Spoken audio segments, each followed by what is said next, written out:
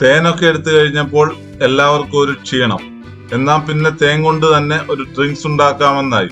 Honey drinks ഉണ്ടാക്കാൻ വേണ്ടുന്ന ചേരുവകൾ: അല്പം പുതിനയില, ഒരു 5-6 നാരങ്ങ, തേൻ, ആവശ്യത്തിന് വെള്ളം.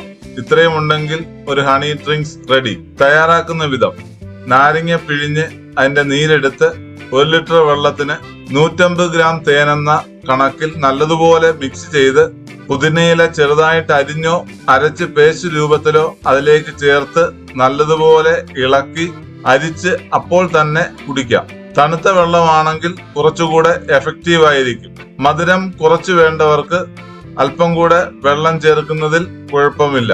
മധുരം, പുളി, ഉപ്പ് ഇവ മൂന്നും ഒരുപോലെ ആസ്വദിക്കാൻ താല്പര്യമുള്ളവരാണെന്നുണ്ടെങ്കിൽ അല്പം ഉപ്പ് കൂടി ചേർക്കുന്നത് നല്ലതായിരിക്കും. ഇനിയും പുതിയ പുതിയ വിശേഷങ്ങളുമായി വീണ്ടും കാണാം. ബൈ.